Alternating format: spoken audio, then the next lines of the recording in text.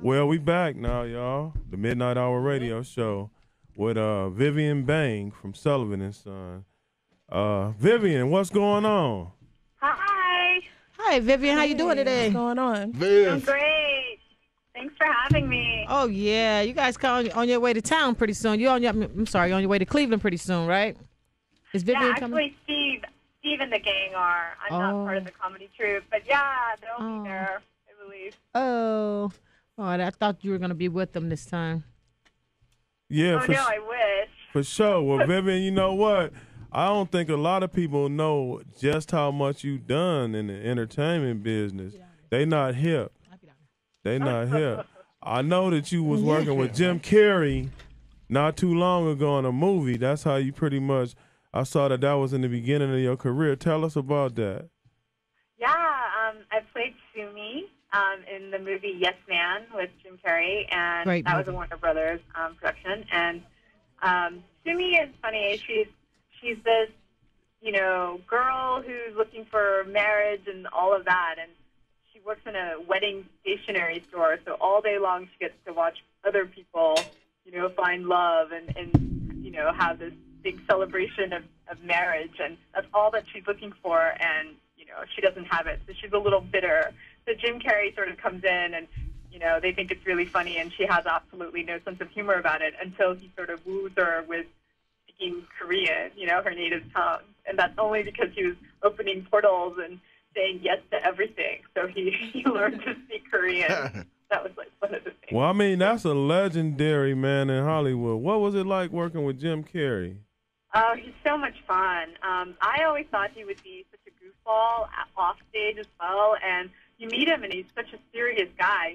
He takes his work really seriously, and he's quite not shy, but just very serious and hardworking. And so when I met him, I was so surprised because as soon as the camera turns on, then he's like this wacky, he's got all this personality. But it's really funny. It was funny to work with him, and it was funny because I was coaching him to speak Korean because, of course, he doesn't know Korean. Speak some Korean for us, Vivian. Yeah. Speak some Korean for us. Is that the same thing as Mandarin? Well, 한국 사람들 한국말 너무 좋게 잘 하고 싶은데 누구하고 얘기할 사람이 없어서 What? 엄마 한국말 What? 하지만 Who you think you talking to? So say it again. I want you to say it again.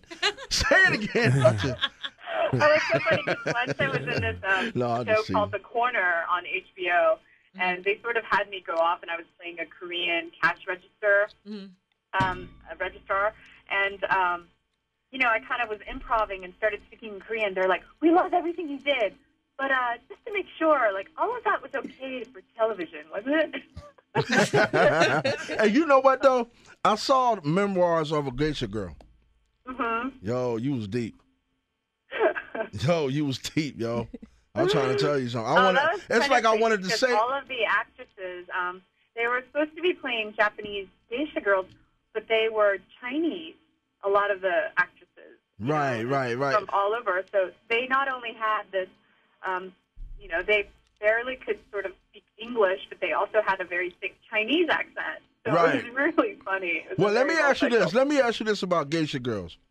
What exactly is a geisha girl, as far as not looks, but more so like what is their role in life as far as what they do? Well, actually, geishas were very sort of, in the olden days, they were the most highly educated women.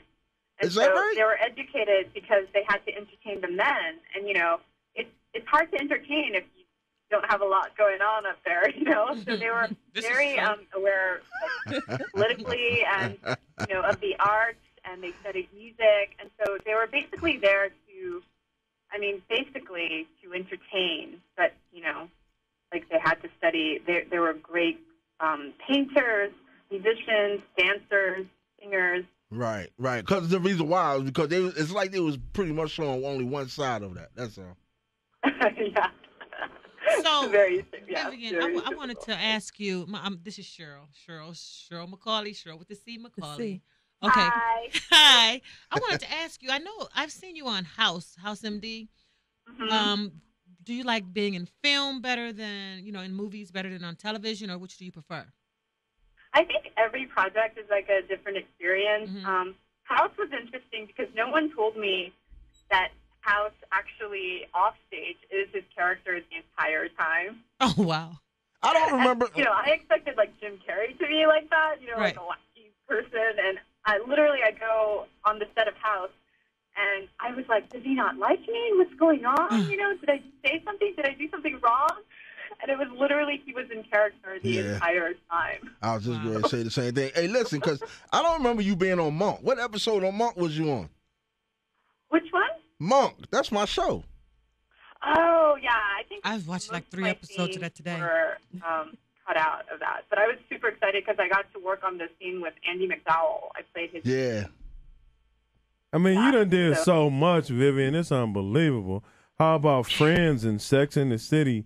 I mean, wow. You done worked with everybody. Sex in the City was one of my first projects. Like, I think I was still in college while I was working on Is that right? Oh, really? And to research for that role, I had to go downstairs because I was living in New York at the time, and I had to go downstairs because I couldn't find that accent. So I went downstairs to the nail salon, and I had one of the ladies, like, read the script for me.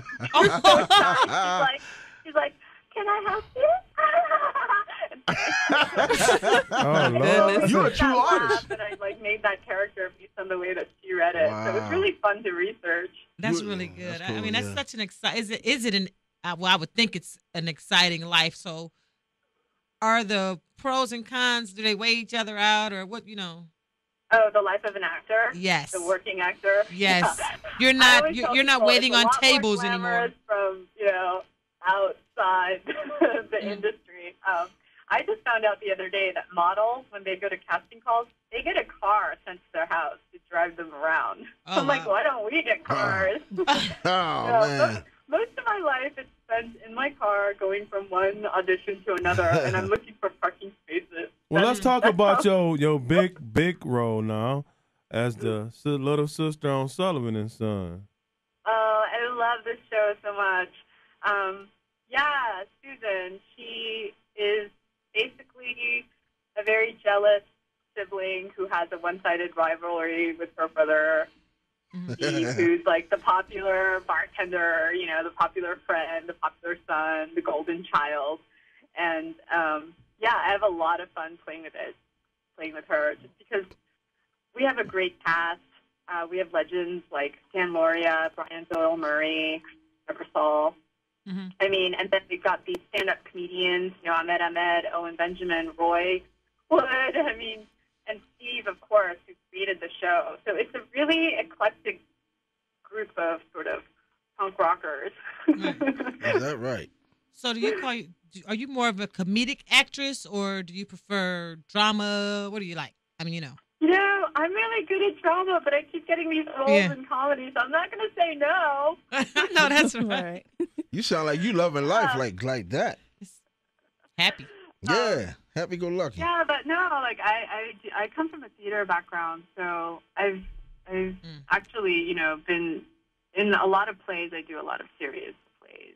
Right. But with serious, dramatic acting. But I think just naturally I have comedic timing, which I think I just get it, the rhythm of what, how to make something funny if it's not even. Right. That's cool. Because I think in harsh reality, all you can do is laugh. And so I always grew up sort of making jokes and laughing at everything because it's just too painful. Oh, you sound like me. See, look. See, look. Right. Now, do you have a favorite character that you play or a favorite role that you've played before, or are they all pretty much, you like them all? Yeah, actually, I love the role that I played in, I played Debbie in a sitcom called Better Off Ted, which was on ABC, and I sort of worked for this company that invented things, and, it was like cookie office humor, so that was really fun. I mean, I really loved all the shows I worked on. I mean, of course, Sex and the City, I have, huge attachments to that, because that was, my first experience. Okay. And that was still in New York, and I remember I was running to the audition for that during my part-time job, and I was trying to get back and make sure they didn't notice that I was gone or that I took a 2-hour lunch break. Oh man. Hey, it wasn't paid, was it? In the entertainment business, and their backup jobs are being like doctors and attorneys. And this one guy, I remember he told me for an audition, he was in deposition in court, and he's like, Your Honor, I have a Taco Bell callback commercial.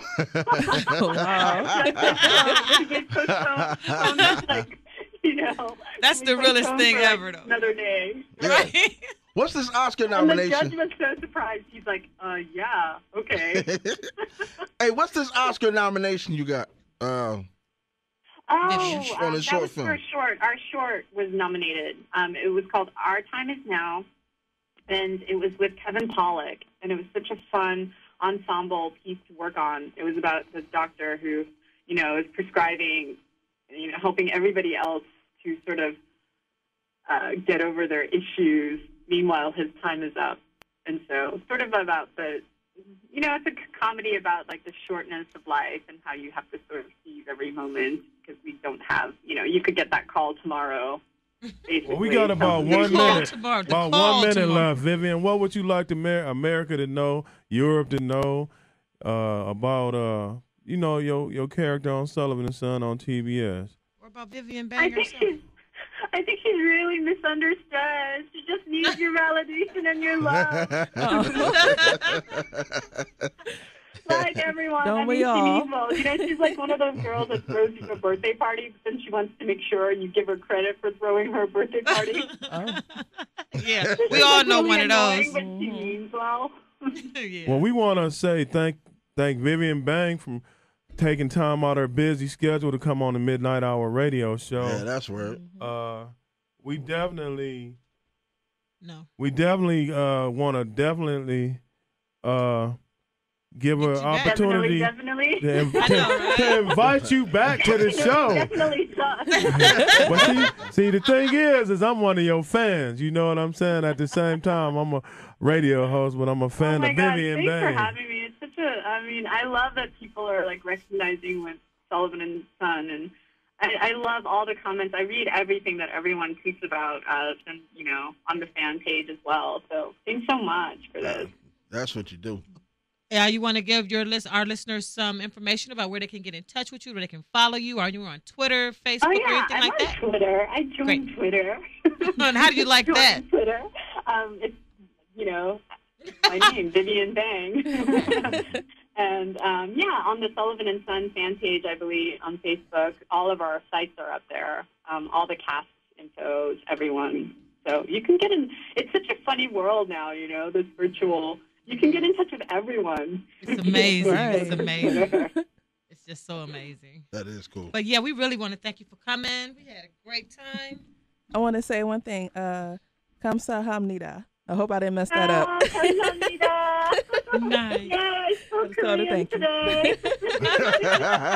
Hey, Vivian but I didn't torture that too bad. Make sure you come back on the Midnight Hour anytime you want to talk about something or let people know about what you're doing. And you got such a long and prosperous career. Love to have you Much back. love back to you. Love to have you back. Thank you. We look forward to seeing you do more things. Absolutely. All righty. Keep your head up out there.